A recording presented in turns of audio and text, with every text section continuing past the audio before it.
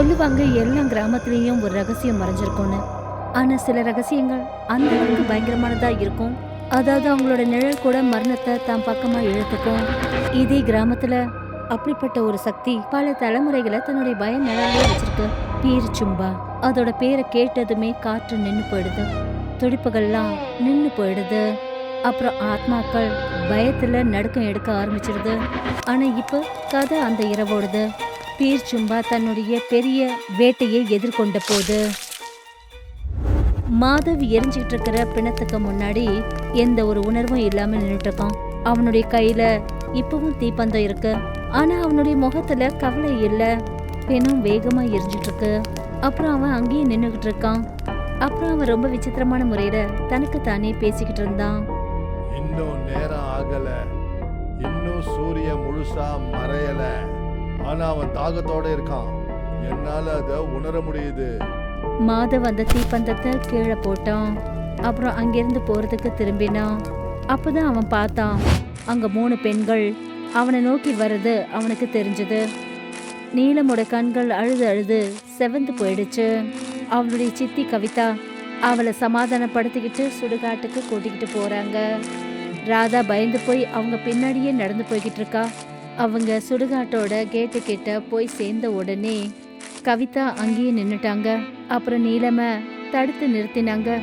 நீலம் நில்லு, சூரியன் மறைய போகுது. இப்ப சுடுகாட்டுக்குள்ளர காலடி எடுத்து வைக்காத. இன்னையோட இரவு ரொம்ப கடினமானது. சித்தி, அம்மாவோட சாம்பல் இன்னும் அங்கதான் இருக்கு. நான் அங்க போய் ஆகணும்.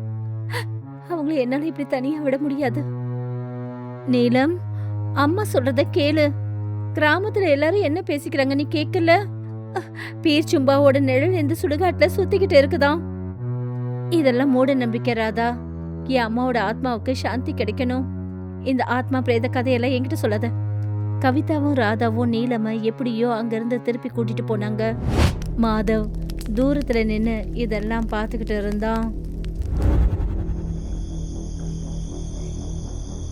ராத்திரி கவிதா அவங்க வீட்டு வாசல்ல 9 அடுப்பு கறி துண்டுகளை வச்சாங்க. நீலம் இப்பவும் சோகத்துல மூழ்கி போய் கட்டில உட்காந்துக்கிட்டு அழுதுகிட்டு இருக்கா. கவிதாவும் ராதாவும் தரையில உட்காந்துக்கிட்டு அவ வழியில இருக்கிறத பாத்துக்கிட்டு இருக்காங்க. அவங்களுக்கும் அது சங்கடமா தான் இருக்கு. அவங்க நீலம சமாதானப்படுத்துறதுக்கு முயற்சி பண்றாங்க. ஆனா அவங்களுடைய ஒவ்வொரு முயற்சியும் வீணா போயிடுச்சு. நீ நகரத்துல இருக்க, அதனால இதெல்லாம் உனக்கு விளையாட்டா தெரியுது. ஆனா இந்த பியச்சும்பா உனக்கு கதை இல்ல, அது ஒரு பசி. பீர்னா பிணத்தோட நெருப்பு, அப்புறம் சும்பானா முத்தமிடுதல். அப்ப அது நெருப்ப முத்தமிடுமா? இது எந்த மாதிரியான பயம்? இல்ல, அது எரிஞ்சிட்டு இருக்கிற பிணத்துல எரிஞ்சிட்டு இருக்கிற ஆத்மாவும் முத்தமிடும். உடம்பு எரிஞ்சிட்டு இருக்கும் போது ஆத்மா வெளியே வர்றதுக்கு முயற்சி பண்ணும். அந்த நொடிதான் அந்த ராட்சசன் வருவான். அவன் தன்னுடைய வாய ஆத்மாவோட வாயில வைப்பான். அப்புறம் அதை இழுத்துக்கிட்டு போவான். அப்புறம் அந்த ஆத்மாவால என்னைக்குமே ஸ்வர்க்கத்துக்கு போக முடியாது. அது இதே பூமியில அலைஞ்சுக்கிட்டே இருக்கும். பீர் சும்பாவோட கூண்டுல அடப்பட்டு இருக்கும். இதெல்லாம் சும்மா பேத்த. அந்த மாதிரி ஏதாவது இருந்திருந்தா இன்ன வரைக்கும் ஏன் அதை யாருமே பார்த்ததில்ல? மாதவ் பார்த்திருக்கான்.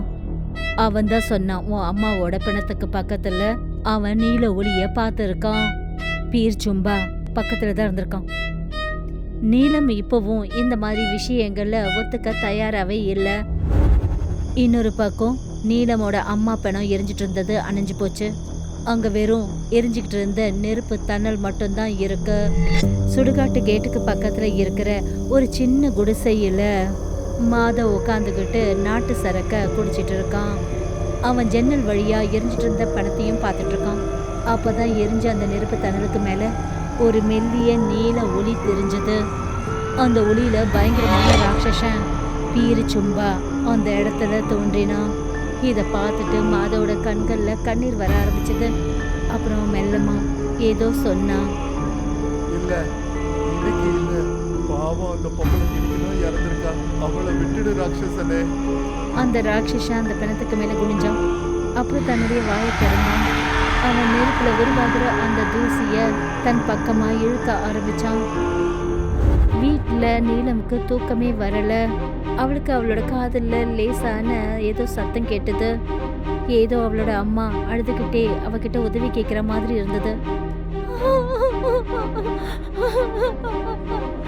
அம்மாடி கண்ணா, என்ன காப்பாத்து, என்ன காப்பாத்து. அவ பயந்து போய் எழுந்தா. அப்பதான் அவ பார்த்தா ராதா அங்க தூங்கிக்கிட்டு இருந்தா. ஆனா கவிதா அங்க கிடையாது. நீலம் கதவு வரைக்கும் போனா. கதவு கிட்ட அடுப்பு கறி துண்டுகள் இன்னும் லைனா இருக்கு. அவ வெளியில தெரு ஓரமா பார்த்தா. அப்புறம் யாரோ சுடுகாட்டு பக்கம் போறத அவ கவனிச்சா. அவ நினைச்சா அது கவிதான்னு. நீலம் சத்தம் போடாம அவங்க பின்னாடியே போனா. சித்தி, நீங்க அங்க என்ன பண்றீங்க? அந்த உருவம் அவளுடைய கேள்விக்கு எந்த ஒரு பதிலையும் சொல்லல. அப்பதான் நீலமுக்கு மறுபடியும் தான் அம்மா அழற சத்தமும் உதவி கேட்டு கத்துற சத்தம் நாலாபுறமும் அவளுக்கு கேட்க ஆரம்பிச்சது. அம்மா, அது நீங்க தானா? எனக்கு உங்களோட குரல் கேக்குது.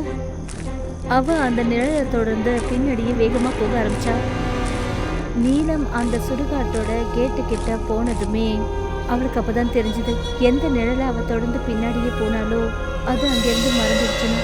ஆனா அவளோட அம்மா எரிஞ்சு போன பணத்துக்கு முன்னாடி நீளமான கூந்தலோட ஒரு லேடி உட்கார்ந்துருந்தா. நீலம் பயந்துகிட்டே மெல்ல மெல்ல அவளை நோக்கி போனா. அம்மா, நீங்க நீங்க நீங்க திரும்பி வந்துட்டீங்களாம்மா? எனக்கு தெரியும், நீங்க என்ன விட்டுட்டு போக மாட்டீங்க. நீலம் அந்த பொம்பளை பக்கத்துல போய் அவளை ஒத்து கவனிச்சா. அப்பதான் அவ பின்னாடி திரும்பினா.